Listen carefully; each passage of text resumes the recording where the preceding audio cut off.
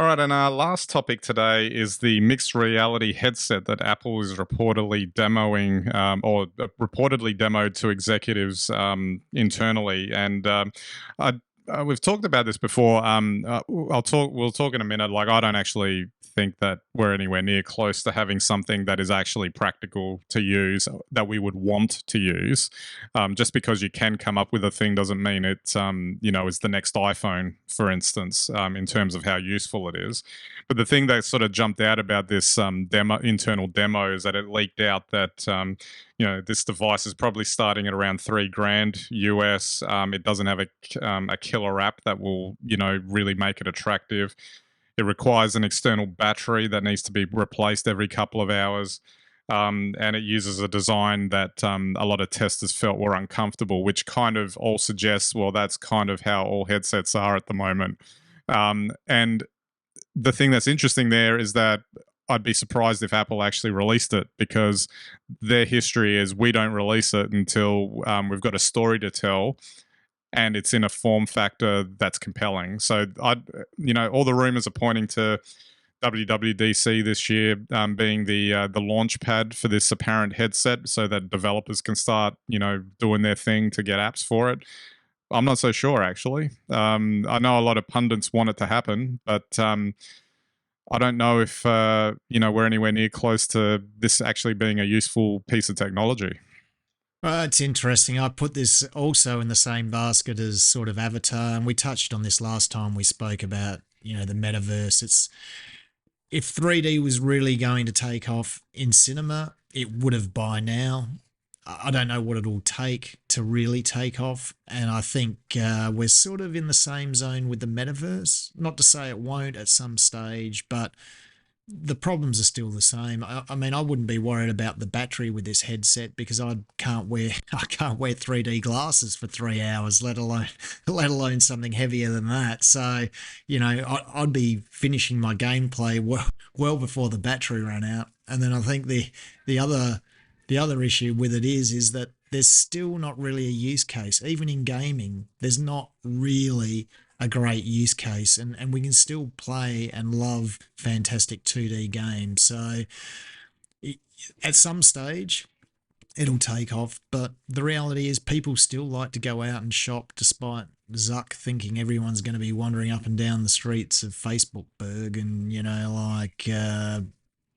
purchasing stuff. And I don't think they will. So do you think it's surprising that Apple have chosen to focus on this as well, or is it because it's something that they feel like they can't miss the boat on, and that's why they're doing it? It's Apple can't afford to miss the boat. They have to have this technology. They're a hardware provider, and they provide the entire ecosystem, so they have to have it.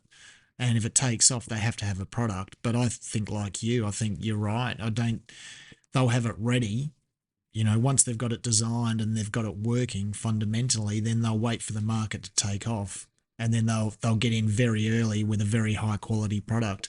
But I would have thought that this is too early, but maybe not. Maybe they'll release it, just a low key release, and let developers go to it, and that's the best way to find that killer app, if one exists. If anything, there's only two real things that I can see that would work.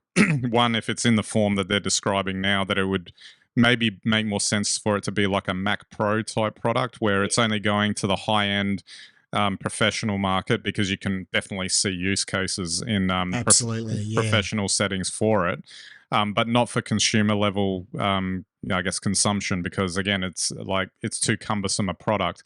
If, however, we get to a point where the glasses are literally almost this size that people can wear easily, maybe that might make more sense. But we're probably a decade or so away from them ever getting to that, because of to get the technology to there. So I kind of fantasize about the idea of having a pair of prescription glasses that I can just update in the app, and it just tweaks for me, and then it's working again. Like, that kind of thing makes sense to me. But I'm just struggling. I guess I don't have the imagination for what this would be outside of like a high-end professional setting.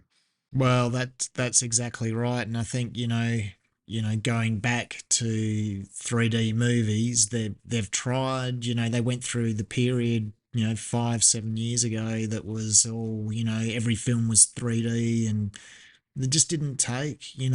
Everyone understands why we love 3D, and I think everyone understands why we want to have, submersive interactions in gaming or experiences with headsets. I get that. I think everyone gets it. But when we actually have the experience, it's the use case and the user experience still aren't quite right. Absolutely. All right, Steve, we might wrap it up there. It looks like that WWDC in June might actually be the next Apple event. Nothing's actually been announced or released before that. I'd probably be more interested in some of their garden variety updates as opposed to this one. But I guess we'll see in a couple of months' time whether this headset actually materializes or not. Well, there'd be something to look forward to. I think, if it does, because I'd say then Apple would be close to releasing some sort of, I don't know, ecosystem for it. But what that would be and what that looks like, I guess that's anyone's guess.